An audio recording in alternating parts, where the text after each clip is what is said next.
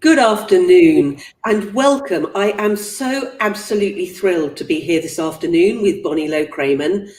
Back in August, Bonnie met Jeremy Spake, who is a compensation expert and who had spoken at the Society for HR. I'm so sorry, the Society for HR Management. Yes, it was the M that was eluding me in my excitement. I hate when that happens.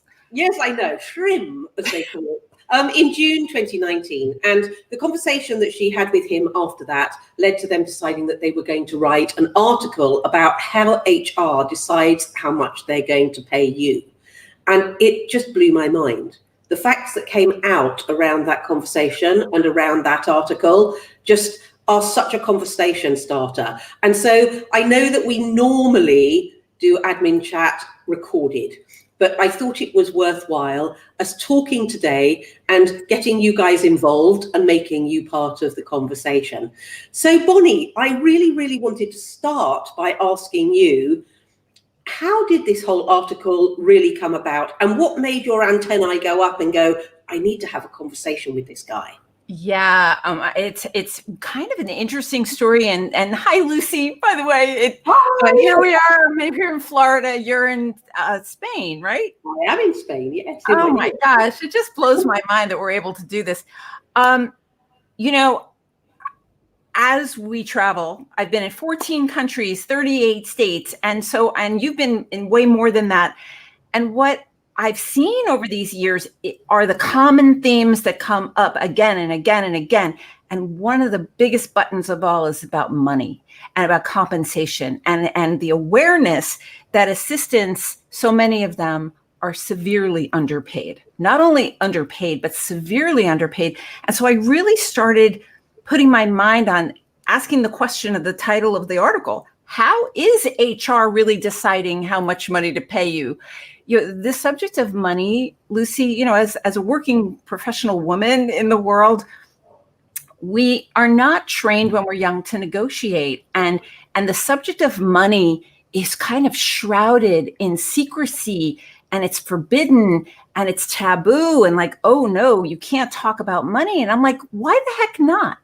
It always seemed to me that men had a different relationship with money than women did.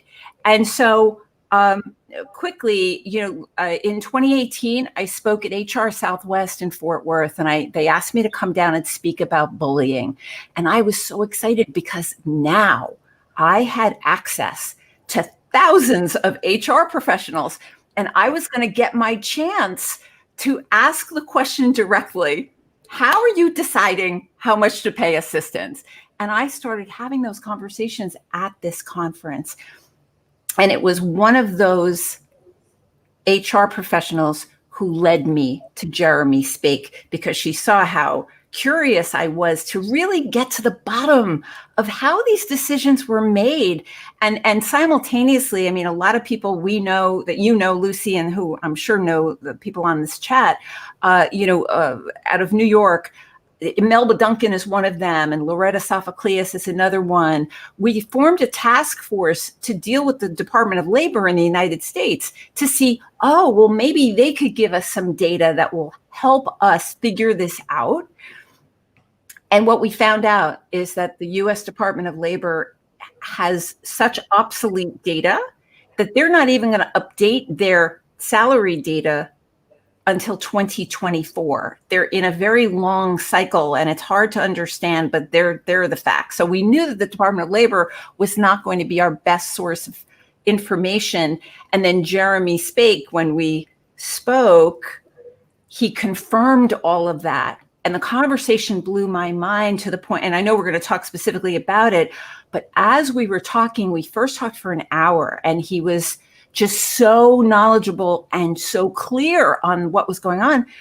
And I held my breath when I asked him, I said, Jeremy, has this ever been written about? Did you ever write about this? And he said, no. And then I said, would you consider writing it with me? And I was expecting him to say, oh no, I can't because of this or that. And he said, sure, I'll write it with you. I'm like, we were off in the races. Just amazing. I mean, I think I should position it and say that it is data and it is information that is mainly for a US audience. But I do think it's hugely important that in every country that we're in, we're asking the same questions, because you went and you asked the difficult questions and you found out the information. And to me, this is one of the most important articles that we have ever produced, because, you know, we've both been on this mission for 10 years to professionalize the profession.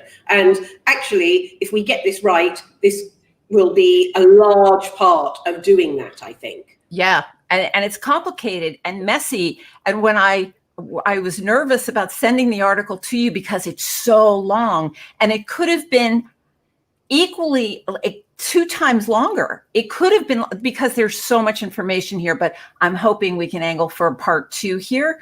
There's just so much information that we tried to cut to the chase for what assistants needed to know all over the world, because you're right, it is very US based, but there are areas of commonality that we have gotten confirmation from assistants all over the world about what's really going on with HR. So there's a lot here. Yeah, I saw a quote from Jeremy, which wasn't actually in the article, where he said that human resources are neither human nor resourceful, and they're certainly not the assistant's friend because they don't understand how it works. Would you agree with that? Yeah, I would agree with that. That's what we hear from assistants all over the world. And actually that's a quote that I've heard continually from assistants, that they're neither human nor are they resources. And frankly, you know, when I had the woman who led me to Jeremy at HR Southwest, I said to her, she said, "Tell me about what's going on with assistants. What are assistants saying?" And I said, "You really want to know?" And she said, "I really want to know." So I told her that about neither human nor are they resources. And I said, here's the thing. Assistants do not think that HR is for them. They will do anything to not deal with you. They will go over you. They will go around you. They will go through you. They do not want to deal with you. They do not believe that you are their advocate. And they're dealing with obsolete job descriptions and titles that don't match and salary that is pitiful. She took a beat and she said, "Well, I have a message back for the assistants." And I held my breath and I said, "All right, let me have it. I was honest with you. You tell me what you're thinking." And she said, "You tell the assistants of the world that they're absolutely right." Mm-hmm. That they're right. That HR isn't for us, isn't for the assistant. And in the land of the pandemic and active shooters and bullying and sexual harassment and trying to figure out how to bring everybody back into the office safely, HR people tell me, now that I have access to a bunch of them, they tell me they simply have no time to make an executive assistant's job description or all the rest a top priority. And so my message back is, oh, okay, now that we know that, we need to make it the highest priority for assistants. And that's the good news. Our talk today is good news, bad news. Yeah, we've got some bad news, but there's some real good news here too. Totally. But, you know, pre-pandemic, of course, we were looking at people as assistants being underpaid, sometimes to the point where they couldn't even support themselves. Yeah. You know, how much do you think the fact that it's 98% women as a profession has to do with that? Hugely, hugely. If there was another profession that was 98%, well, there are professions that are 98% men, and men negotiate on their own behalfs. This profession, so dominated by females, 95 to 98%, is most definitely a contributing factor to the salary issue. We're not trained to negotiate. We're afraid to ask. And we believe most women, the data shows that most women believe that they have to possess 95% of a job description's qualifications before they'll even apply for it. There's a sense of, you know, we're grateful for jobs as opposed to understanding our real value and showing and making our case by bringing it to our leaders. There's a perception among women when we're socialized when we're young, because this is another hot subject that I'm passionate about and obsessed by, is appropriate to say, is that we as women, we're trained to not brag. We're trained to not toot our own horns. We're trained to not tout our own accomplishments. And that is kind of like tying one hand behind our back when it comes to negotiating our value. We have to understand how much the role is worth. We have to bring it into the land of facts and figures as opposed to feelings and emotions, and that our self-worth is tied up with our salary. Men don't handle it that way, and that has a lot to do with how they're socialized around money. Yeah, and we're going to come on to the data and where we are with that and why this is so important. But I know that you have a stat from Sheryl Sandberg that talks about when women are offered a pay raise, how many of them will negotiate that, and when men are, how many of them will. And I think that's really, really interesting because they see it as a game, don't they? So it's water off a duck's back. Yep, they think it's fun. The data shows that only 7% of women will negotiate a salary increase, or when they actually, the data shows that women do a slightly better job at their starting salaries. But then we hope, as women, we hope that our hard work will be acknowledged and seen and valued and rewarded. We don't want to have to ask for it. Men see it as a game. They think it's fun. So 57% of men will negotiate a salary increase. And it's not because men are trying to be mean or nasty, but frankly, women are being offered the least amount that they will say yes to. It's not based on any hard data. And that was a shockingly hard truth to stomach when I was talking with Jeremy. But in 2020, that's the reality. Okay, so let's get into that then. And we can come back to talking more generally. But obviously, you said earlier, there are obsolete job titles, job descriptions, and salaries. And how are they deciding? I mean, I know, I'm going to let you explain. It's your research. It's complicated, but here goes. Okay. So companies are small, medium, and large. In the largest companies, what Jeremy explained to me, because I said, well, are HR people going to the Department of Labor for their data? And he said, oh my gosh, absolutely not. Department of Labor is considered a joke in the United States. That's a quote. Sorry, Department of Labor. Let's fix this. If anybody from the Department of Labor is listening, I'm game. And he said, no. The companies utilize the services of survey companies like Aon and Deloitte, and those big consulting accounting firms. Their survey, Gallup does, you've heard of Gallup polls. There are about a group of 8 survey companies that are talked about in the article, and they're paid a good amount of money based on the sample size. So if you want data from 500 executive assistants in the city of Boston for the last year, you pay a certain amount. And if you want a sample size that's 1,000 or 5,000, the dollars that these surveys cost, the fresher the data and the bigger the sample size, the more it costs. And that makes sense. So the average cost, Jeremy explained to me, is about $5,000 for a smaller size, 15,000 and up to 15,000. Yeah. So you can understand how a huge company that has deep pockets can afford that. You can easily understand though how, and that's just for one job family. I learned all kinds of new words. Job family.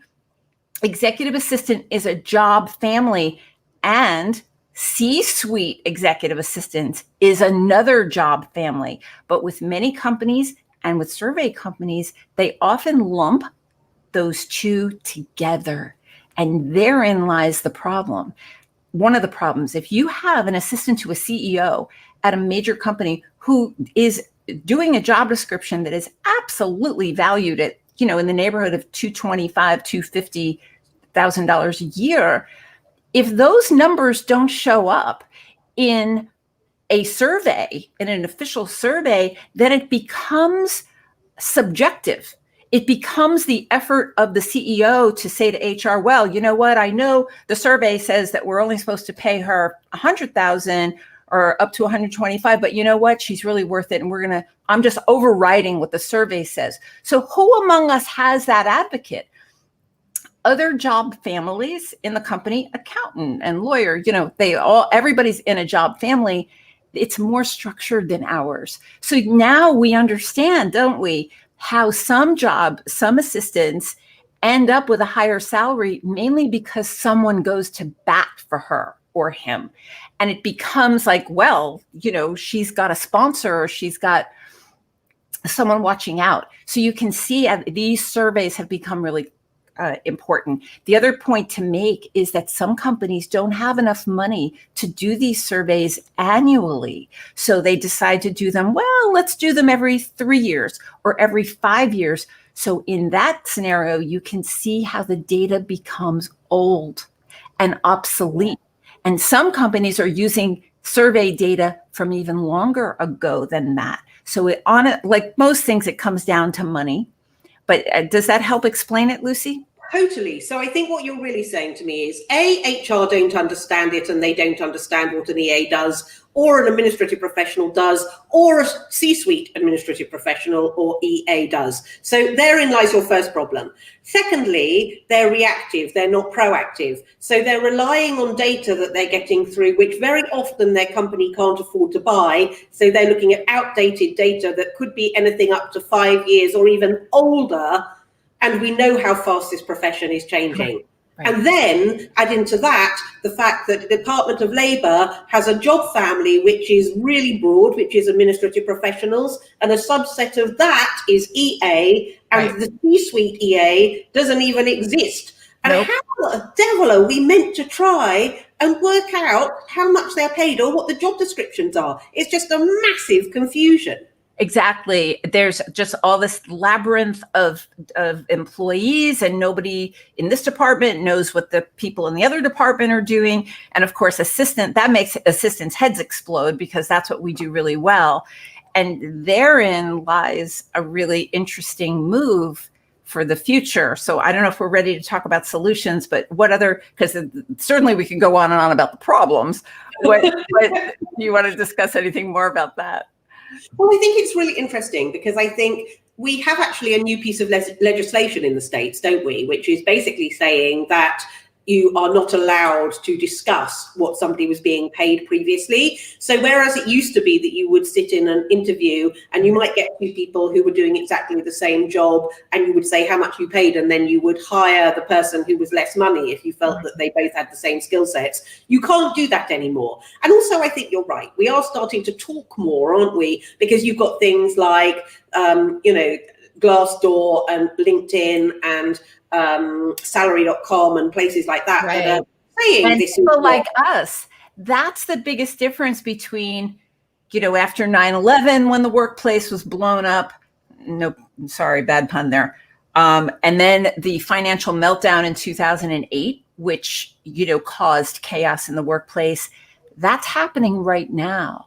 The difference between then and now, though, is this. StreamYard didn't exist then. To the ability to reach this many people with the same message was not possible then.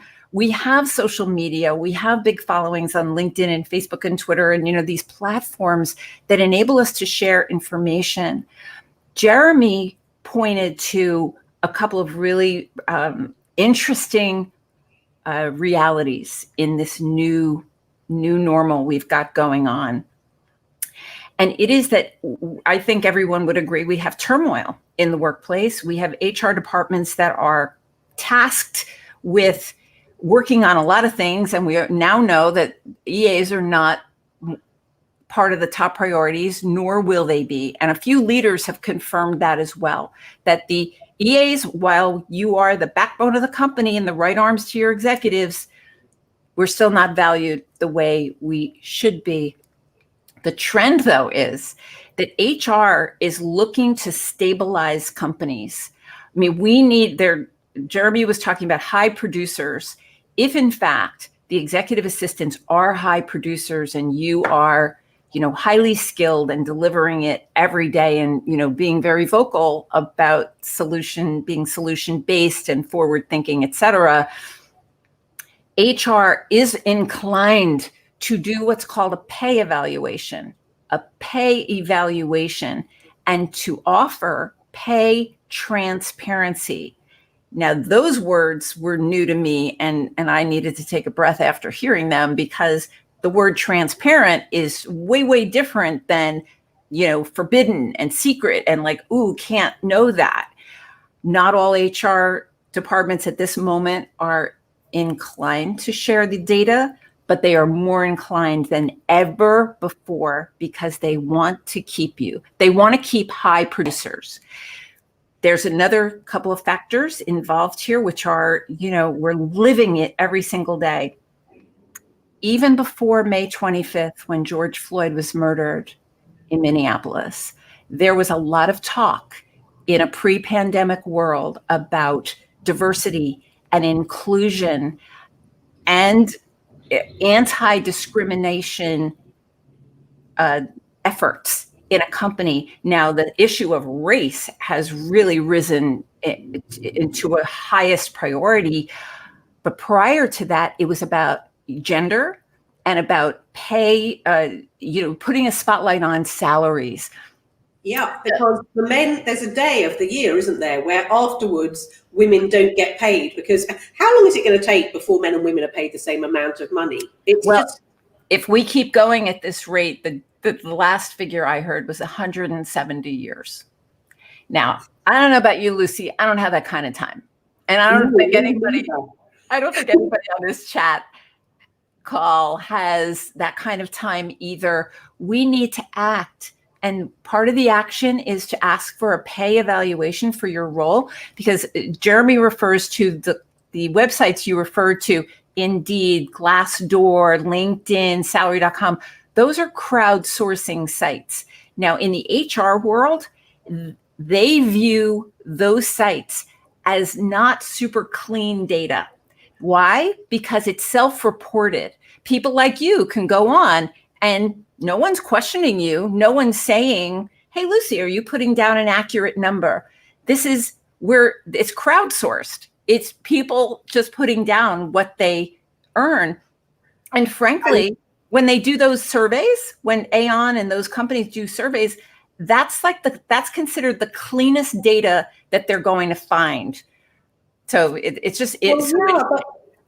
also got questions here on the chat from people saying, okay, so what about these employment agency surveys? Well, to me, if I've ever talked to HR about taking those into account, they say, well, they'll say whatever they like because they're going to get a percentage of it, aren't they? So I don't think that they usually use those to measure either. But that means there's no accurate data really for this particular profession. That's what was blowing my mind. I was looking around. I came to you, Lucy. I was like, how are we calculating how many assistants are in the world and how are they being paid? This shouldn't be that hard. And I know, is it because we're all women? Like, what the heck? Like, it shouldn't be this way. If it was a male profession, it wouldn't have taken this long to get it all together. I know. And so let me make this point for any men that are on this chat, whatever. This is not women versus men. No. And I are not bashing men at all. But here's the thing. The data is clear. Most men are running companies and organizations, and it's mostly women who are the assistants. So in my view, and at Executive Secretary Live, Lucy, I was supposed to come to a session where we wanted to bring together a leader, an assistant, an HR professional, and a recruiter. I call them constituencies. All four of those constituencies play an important part in this system that we're building. And it's going to take all of us to figure this thing out. But wow, I don't know. I'm excited about it because right now, with all of this chaos in the world, honestly, I think this could be the very best time to fix what's broken. What do you think about that? Yes, so do I. I mean, I've spent the last 10 years with the assistants saying to me, I know that I'm doing something different to what they think I do. I know that I am not being paid enough money for what I do, because I'm looking around at what other people do, and I'm seeing the hours I work and actually the strategic work I'm putting in and the project management work. And I'm just not getting remunerated. But what happens is I go to HR and they say, we've benchmarked.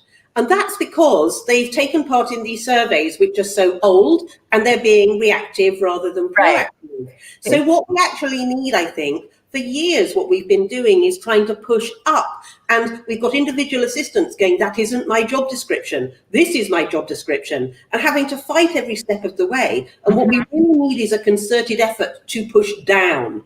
And what I'm really excited about, and you know this, is that World Administrators Alliance, which is the equivalent of the G8 for assistants, is in the process of putting together the skills matrix, which hopefully will do that. Because we've spent 6 years where we have been researching job titles and we've been researching job descriptions, and it's just a nightmare. Politically, it's a nightmare. Globally. So just as an example, Bonnie, and I mean, I know you know this, but in the UK, you have EAs and you have PAs, mainly. I mean, we've come across 162 job titles in this marketplace. Yeah, so only 162.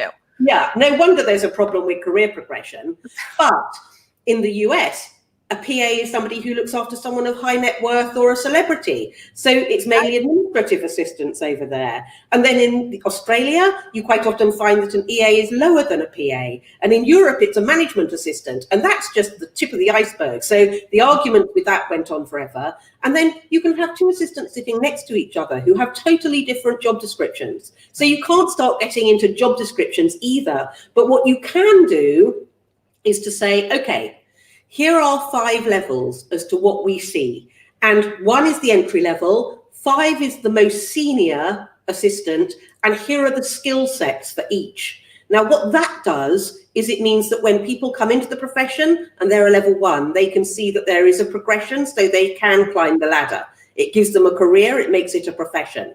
It means that the research that we've done with executives, who, by the way, have no clue what they're hiring, they can sit and look at it and go, oh, what I need is a level 4 assistant.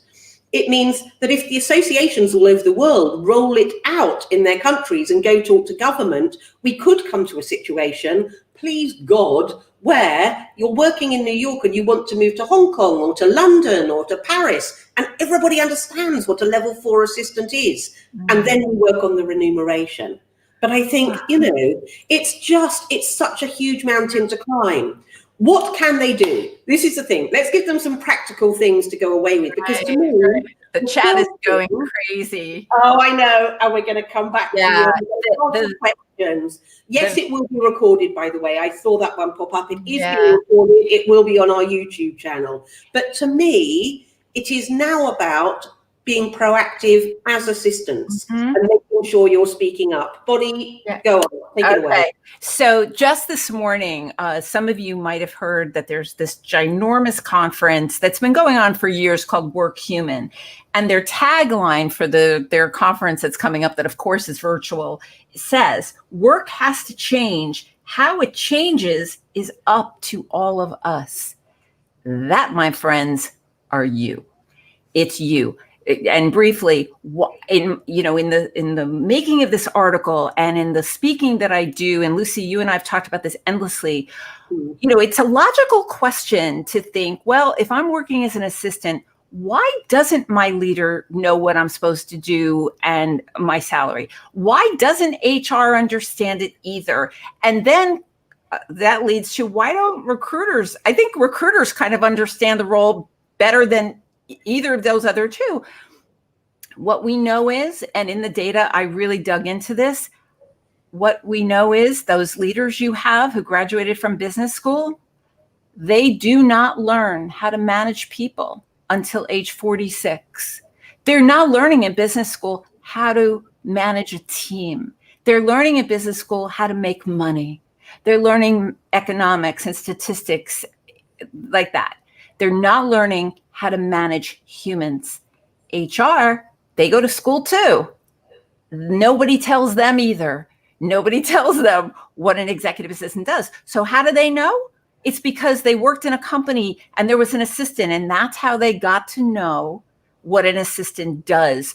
It needs to be streamlined. Now, we as assistants, when we know that reality, my message to you is job one is to write down your accurate job description.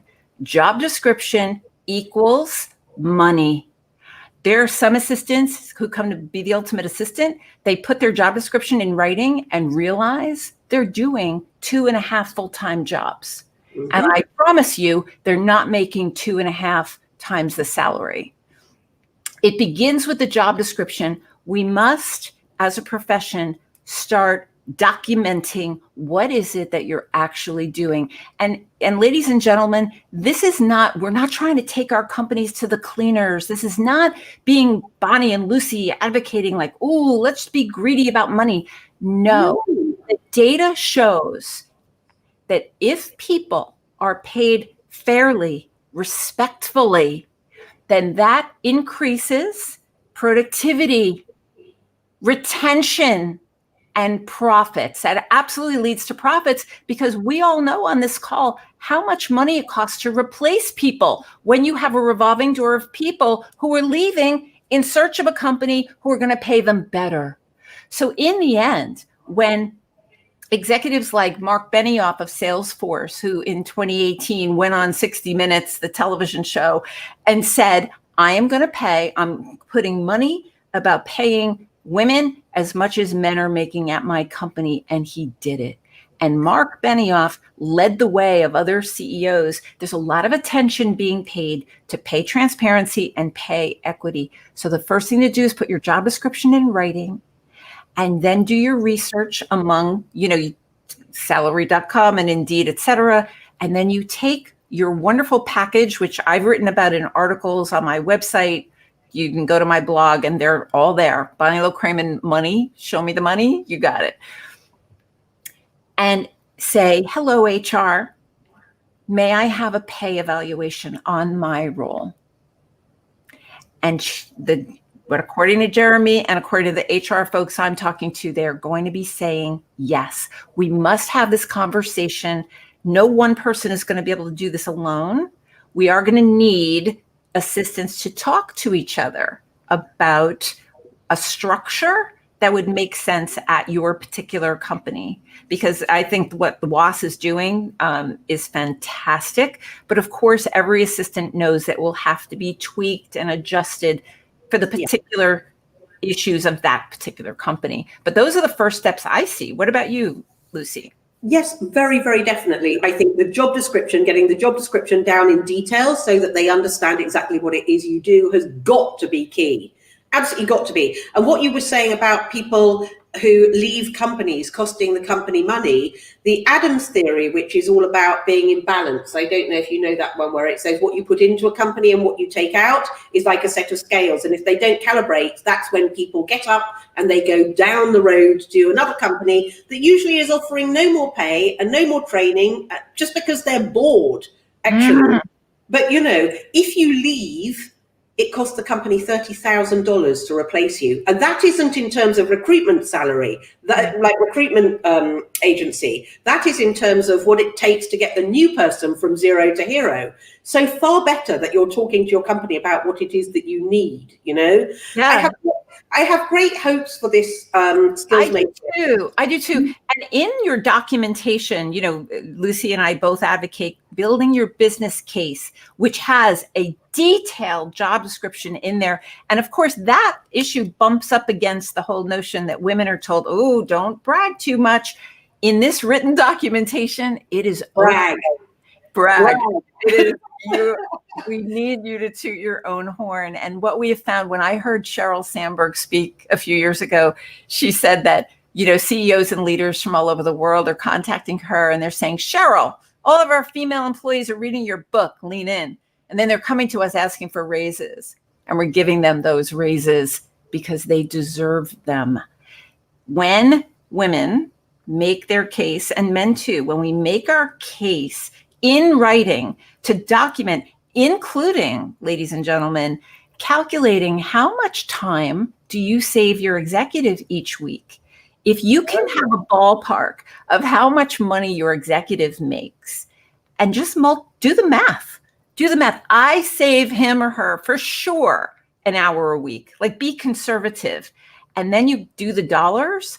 The amount you're asking for, chances are pennies or pence compared to, the whole overall picture. We have to start getting real. You're the CEO of You Incorporated, and we have a situation in the world where the economics of what's going on have very real implications on families and people, like the ability to buy food, for example, and put a roof over your head.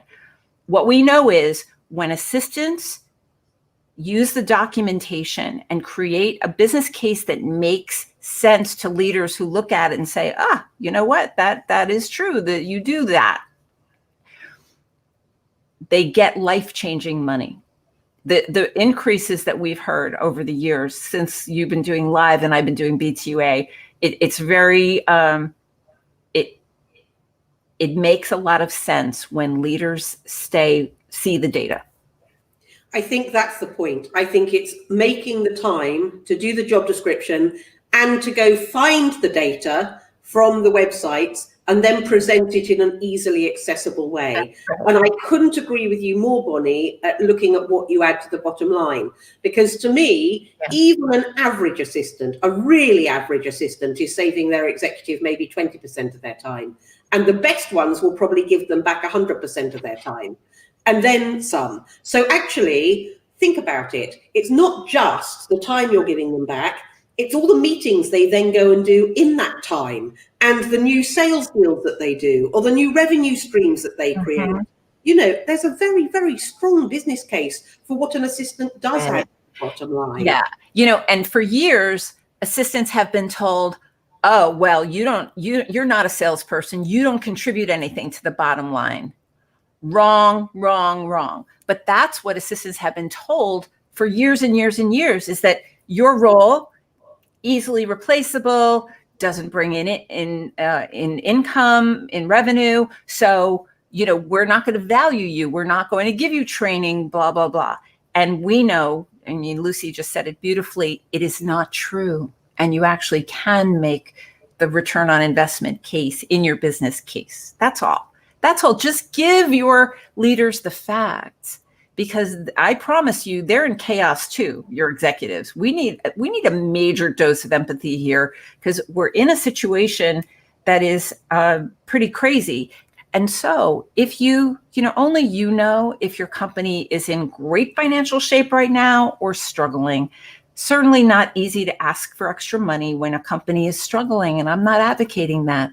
I am advocating, though, having the conversation about your worth to the company. So maybe they can't give you the money now, but when you help the company get back on its feet, in these next few months, as the pandemic gets fixed or solved, whatever, vaccine, however this is going to play out, then you've set the roadmap for your next increase.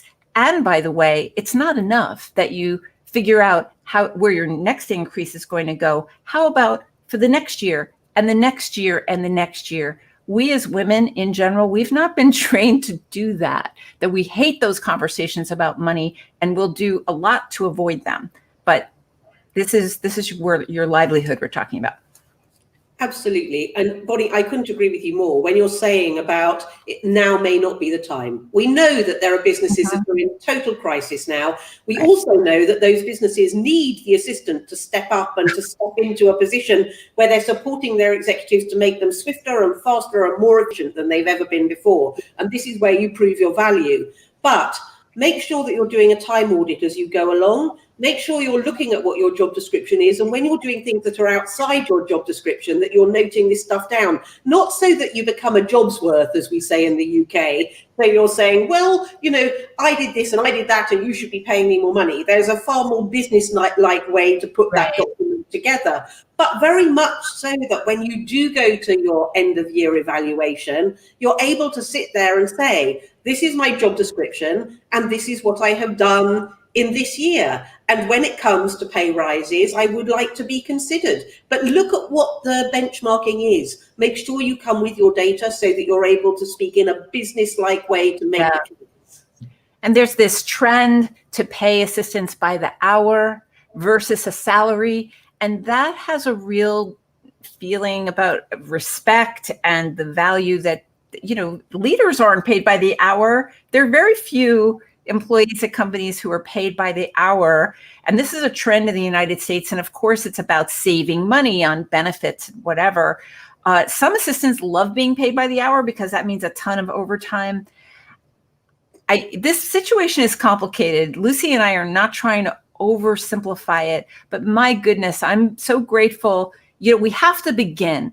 It's messy. But the thing we know about assistants is that we happen to be really, really good at cleaning up messes. So we're going to have to tolerate the mess for a while, folks. You know, we didn't get here in October of 2020 in a minute. Like we've come a distance to get to this place. So it's going to take a while to get out of it, but we need to begin by gathering the data to present to our leaders, because they're now listening. They're listening in a more attentive way than frankly, I've ever seen. And I'm hearing straight from leaders and HR and recruiters, and it's happening. So yeah, that's what this conversation is about.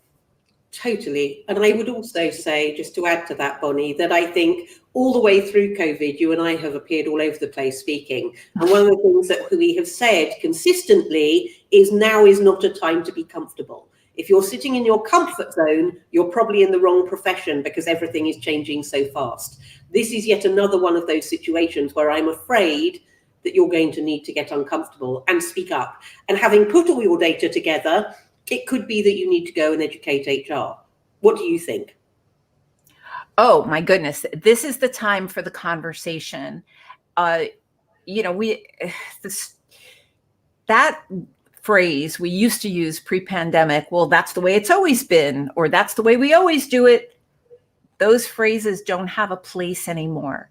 There's something actually very freeing in knowing that there's so much up for grabs right now.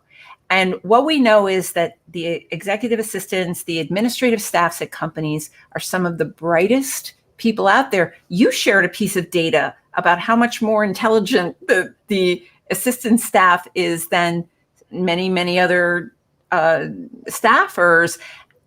The assistants I meet all over the world are amazingly resourceful and intelligent and creative. You know, you can't survive in this profession for years and years if you do not have, you know, very, very high intelligence, not to mention emotional intelligence. This is the time to use that fine mind of yours, that when you're looking at the plans that the company is having for reentry and what they're planning on doing with the roles, you know, given that people aren't traveling anymore and leaders are discovering or deciding, are they going to go back to their brick and mortar buildings at all, or not until July of 2021? Or, you know, there are decisions being made right now. And if you have opinions about those things, I urge you to speak up and put your ideas in writing and have these conversations. We are creating the future right now. That's what I feel like we are really at a moment right now in 2020. Well, can you just finish off by talking to me about the reaction there's been to this article? Because I know it's gone absolutely bonkers.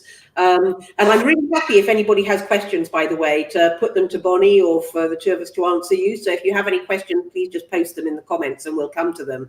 But Bon, I know we were talking just before we came on air about some of the reactions you've had, and I think it's fascinating. Yeah, well, you know, I post all the time on LinkedIn, and if you don't follow me already on LinkedIn, I hope you will.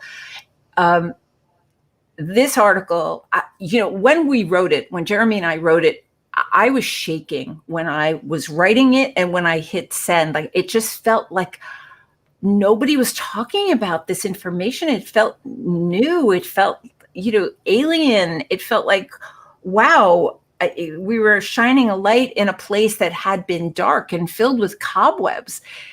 And the reaction on LinkedIn and Facebook and Twitter, actually surprised me. It's been viewed thousands and thousands of times. I thought there would be some shock involved, but actually the reaction I've been reading is more like a little sad, a little depressed over it because it's kind of a harsh reality. But honestly, the majority of assistants out there have been saying, yeah, totally agree, totally the way it is. And it didn't shock people. I thought this was going to be a shocking piece of data, but it isn't to the ones I've seen. What about you, Lucy? Yeah, absolutely, totally. I mean, I think there is some shock that there isn't a job family for the profession. I think that's the main thing, that people are going, oh my word, seriously? But yes, I don't think it's particularly shocking that they're not being paid what they should be and that nobody knows what they're doing. We've known that forever. And when Jeremy actually said the sentence, he said, Bonnie, the truth is that HR is generally paying assistants the minimum they'll say yes to. So let me give you a quote of my own. Make your case for a job, for a salary evaluation for your role, and then you are going to be able to claim what is right and true in this environment, in this workplace environment. You need to make your case, stick with the data, and then bring it to light. Let's keep shining the light. I hope you'll share the article far and wide with HR and your leaders. Yes. And that's the way change is going to happen, from the inside out, rather than people who don't really understand the role telling us how it's got to go. I think that's a really valid point. So, Bon, thank you very much indeed. I think it's been absolutely fascinating. Thank you for bringing us the article in the first place and for trusting us with it. Oh my gosh. We just have to make sure as many assistants as possible read it so that they can make the case for themselves. And so please, if you're on this call, if you're watching this, can you share it for us on social media, on as many places as you can, and let people know that they should be reading it, because I think it's truly important. But yeah, I'm hoping we can do a part 2 at some point and publish a follow-up article as to what happens next. This is, may I just say, this is not only about us. This is about our kids. This is about our grandkids. This is about the staff coming up behind us. We have an opportunity right now. Let's fix this. It's bigger than us. That's what I want to end with. It's bigger than us. Absolutely. Thanks. Bonnie, thank you so much for taking the time to spend with us. Thank you. All of you for joining us. It's just been a really wonderful discussion, and we shall be back with you soon. Thank you, everybody. Cheers. Bye. Stay safe, everybody. Bye. Bye.